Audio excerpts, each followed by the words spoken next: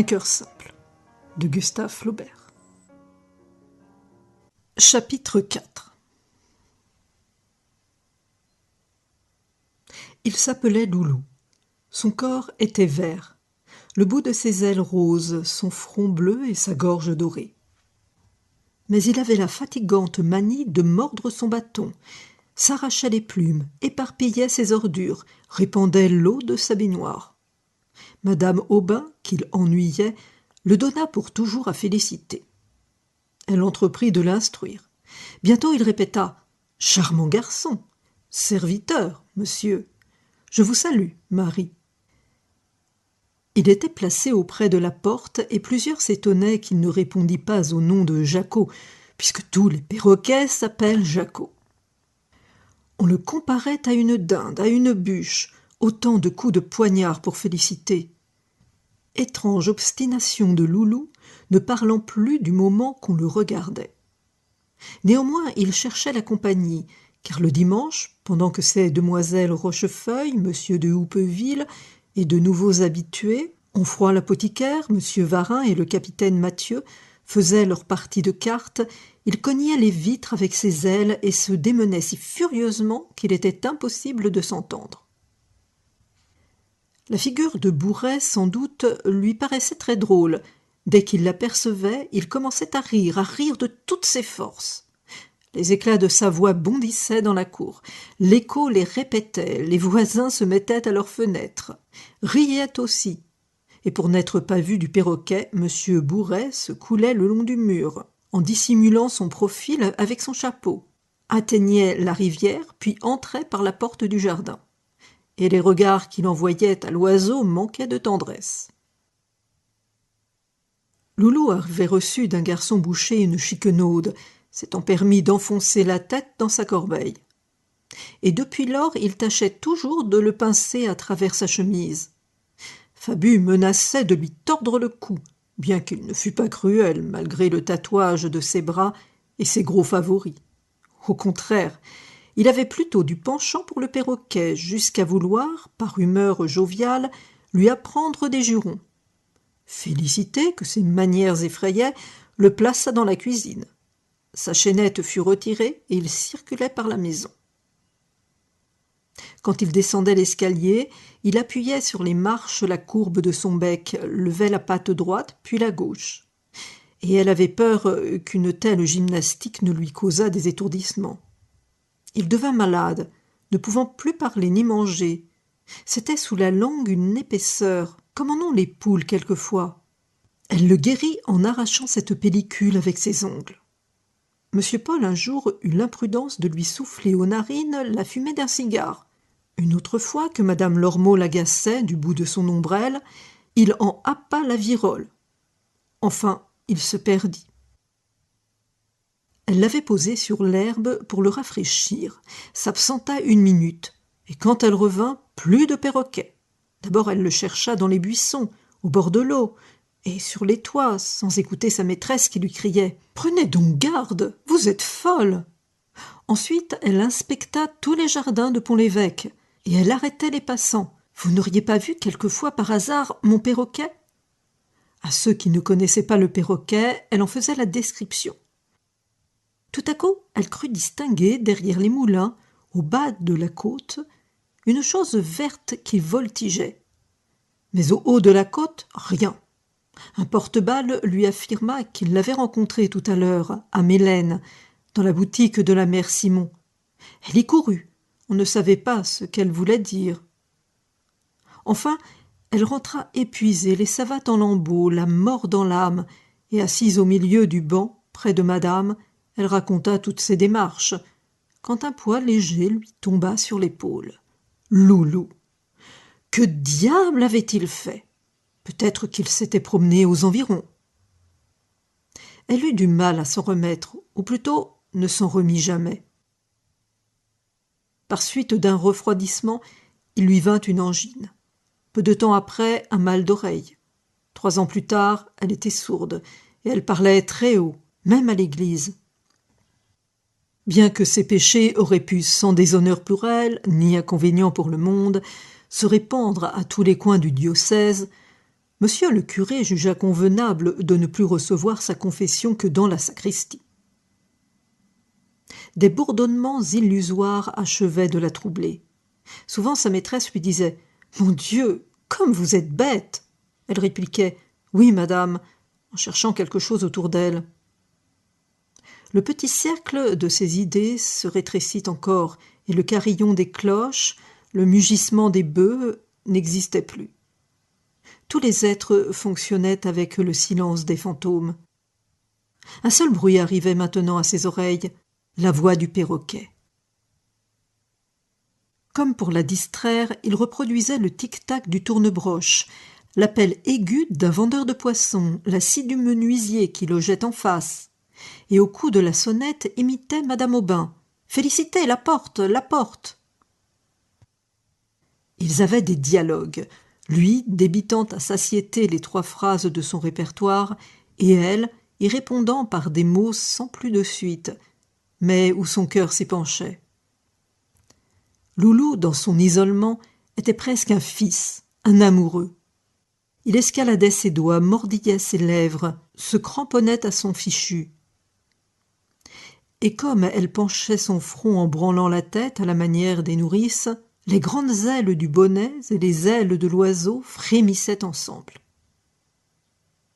Quand des nuages s'amoncelaient et que le tonnerre grondait, il poussait des cris, se rappelant peut-être les ondées de ses forêts natales.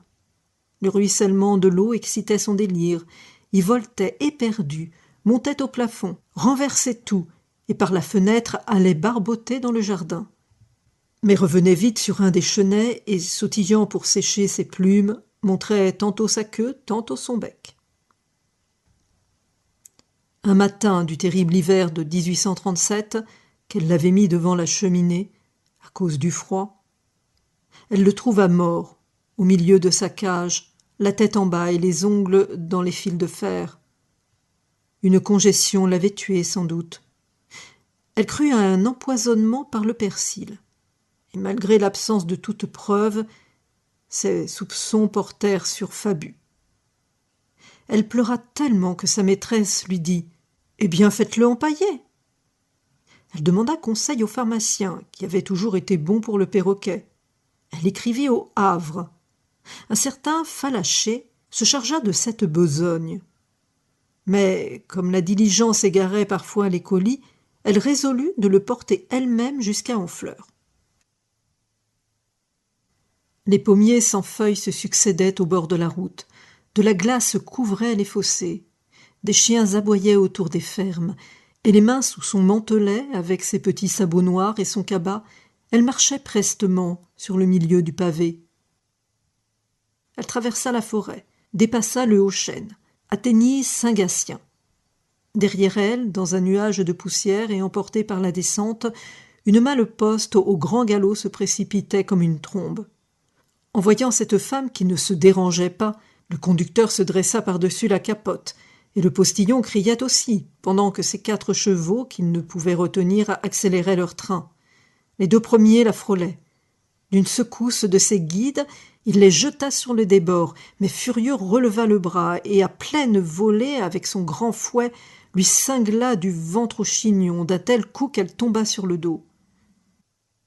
Son premier geste, quand elle reprit connaissance, fut d'ouvrir son panier. Loulou n'avait rien, heureusement. Elle sentit une brûlure sur la joue droite. Ses mains, qu'elle y porta, étaient rouges. Le sang coulait. Elle s'assit sur un mètre de cailloux, se tamponna le visage avec son mouchoir, puis elle mangea une croûte de pain mise dans son panier par précaution et se consolait de sa blessure en regardant l'oiseau. Arrivée au sommet des Quemovilles, elle aperçut les lumières de Honfleur qui scintillaient dans la nuit comme une quantité d'étoiles. La mer, plus loin, s'étalait confusément. Alors une faiblesse l'arrêta.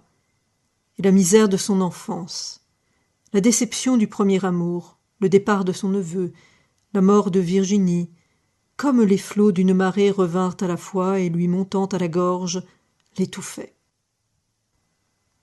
Puis elle voulut parler au capitaine du bateau, et sans dire ce qu'elle envoyait, lui fit des recommandations. Falaché garda longtemps le perroquet. Il le promettait toujours pour la semaine prochaine. Au bout de 6 mois, il annonça le départ d'une caisse, et il n'en fut plus question. C'était à croire que jamais Loulou ne reviendrait. Ils me l'auront volé, pensait-elle. Enfin, il arriva, et splendide, droit sur une branche qui se vissait sur un socle d'acajou, une patte en l'air, la tête oblique, et mordant une noix que l'empailleur, par amour du grandiose, avait dorée.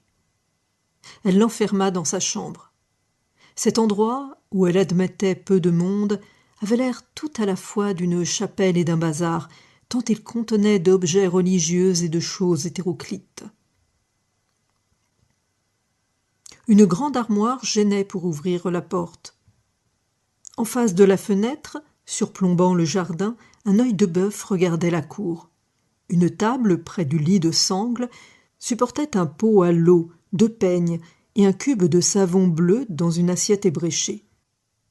On voyait contre les murs des chapelets, des médailles, plusieurs bonnes vierges, un bénitier en noix de coco. Sur la commode, couverte d'un drap comme un autel, la boîte en coquillage que lui avait donnée Victor. Puis un arrosoir et un ballon, des cahiers d'écriture, la géographie en estampe, une paire de bottines, et au clou du miroir, accroché par ses rubans, le petit chapeau de peluche.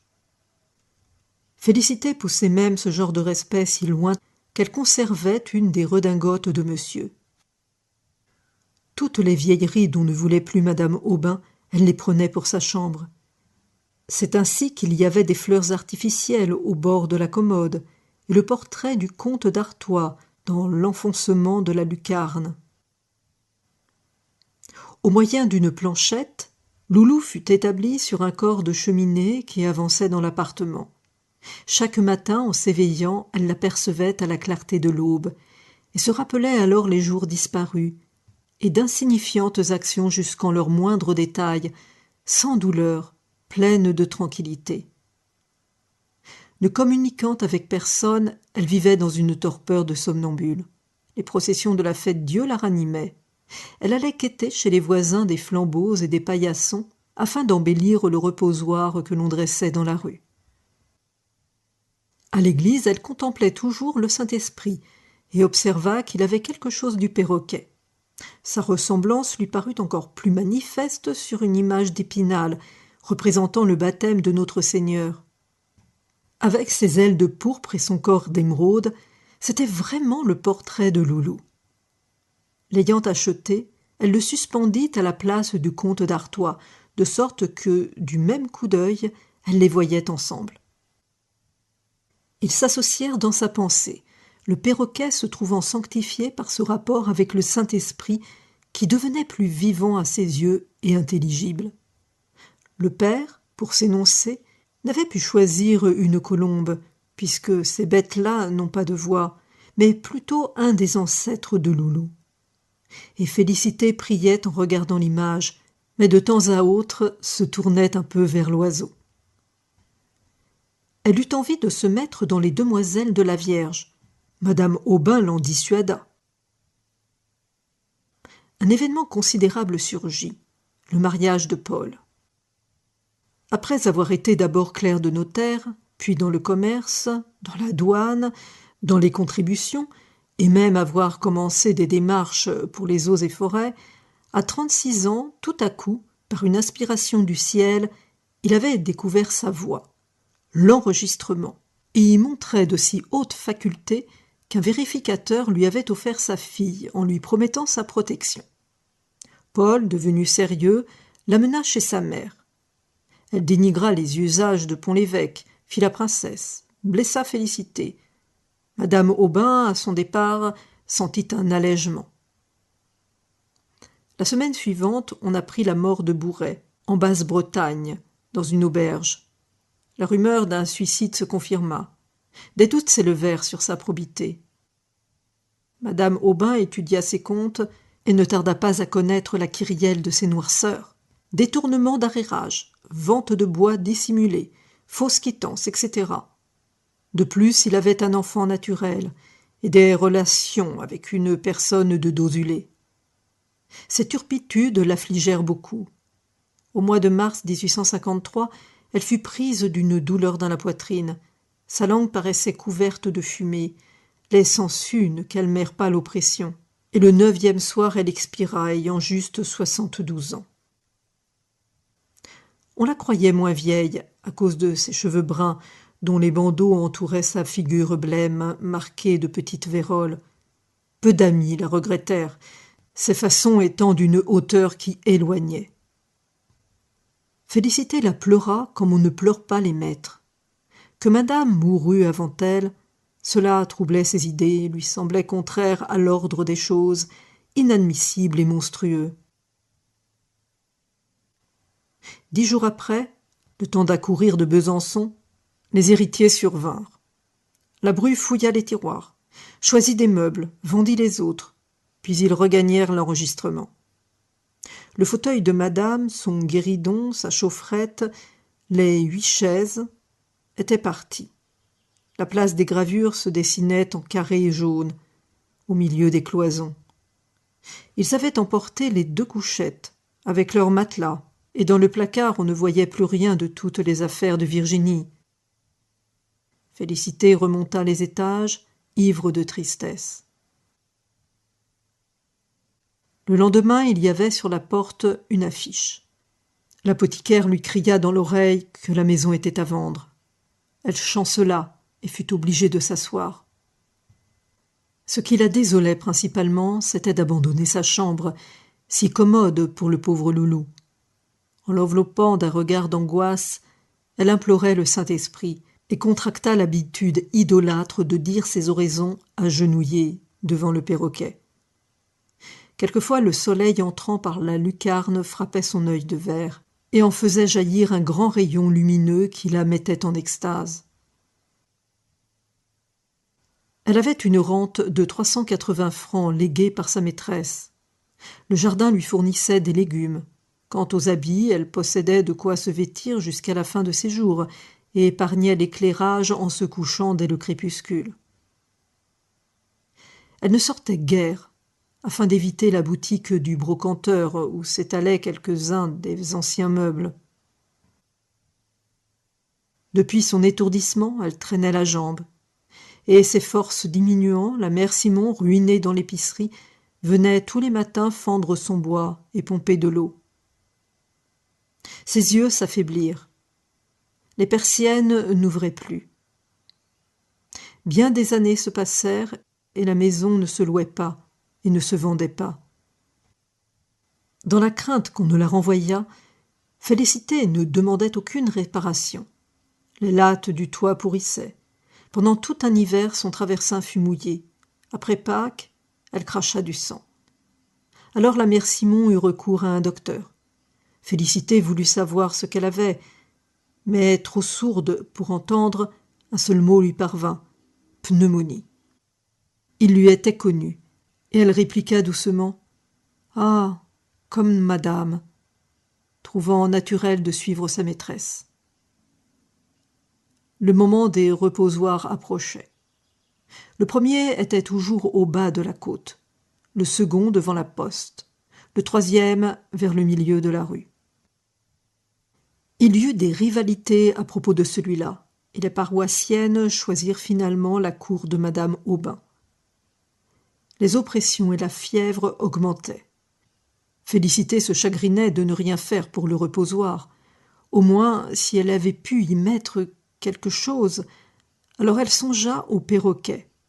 Ce n'était pas convenable, objectèrent les voisines, mais le curé accorda cette permission. Elle en fut tellement heureuse qu'elle le pria d'accepter, quand elle serait morte, Loulou, sa seule richesse. Du mardi au samedi, veille de la Fête-Dieu, elle toussa plus fréquemment. Le soir, son visage était grippé, ses lèvres se collaient à ses gencives, des vomissements parurent. Et le lendemain, au petit jour, se sentant très bas, elle fit appeler un prêtre. 3 bonnes femmes l'entouraient pendant l'extrême onction. Puis elle déclara qu'elle avait besoin de parler à Fabu. Il arriva en toilette des dimanches, mal à son aise dans cette atmosphère lugubre. « Pardonnez-moi, dit-elle avec un effort pour étendre le bras. Je croyais que c'était vous qui l'aviez tué. » Que signifiaient des potins pareils? L'avoir soupçonné d'un meurtre? Un homme comme lui? Et il s'indignait, allait faire du tapage. Elle n'a plus sa tête, vous voyez bien. Félicité, de temps à autre, parlait à des ombres. Les bonnes femmes s'éloignèrent. La Simone déjeuna. Un peu plus tard, elle prit Loulou et l'approcha de Félicité. « Allons, dites-lui adieu. » Bien qu'il ne fût pas un cadavre, les vers le dévoraient. Une de ses ailes était cassée, l'étoupe lui sortait du ventre. Mais, aveugle à présent, elle le baisa au front et le gardait contre sa joue. La Simone le reprit pour le mettre sur le reposoir. Chapitre 5. Les herbages envoyaient l'odeur de l'été. Des mouches bourdonnaient. Le soleil faisait luire la rivière, chauffait les ardoises. La mère Simon, revenue dans la chambre, s'endormait doucement. Des coups de cloche la réveillèrent. On sortait des vêpres. Le délire de Félicité tomba. En songeant à la procession, elle la voyait comme si elle l'eût suivie. Tous les enfants des écoles, les chantres et les pompiers marchaient sur les trottoirs, tandis qu'au milieu de la rue s'avançait premièrement le Suisse armé de sa hallebarde, le bedeau avec sa grande croix, l'instituteur surveillant les gamins, la religieuse inquiète de ses petites filles. Trois des plus mignonnes, frisées comme des anges, jetaient dans l'air des pétales de rose. Le diacre, les bras écartés, modérait la musique. Et deux encenseurs se retournaient à chaque pas vers le Saint-Sacrement, que portait, sous un dais de velours ponceau tenu par 4 fabriciens, monsieur le curé, dans sa belle chasuble. Un flot de monde se poussait derrière, entre les nappes blanches couvrant le mur des maisons, et l'on arriva au bas de la côte. Une sueur froide mouillait les tempes de Félicité. La Simone l'épongeait avec un linge en se disant qu'un jour il lui faudrait passer par là. Le murmure de la foule grossit, fut un moment très fort, s'éloignait. Une fusillade ébranla les carreaux. C'était un postillon saluant l'ostensoir.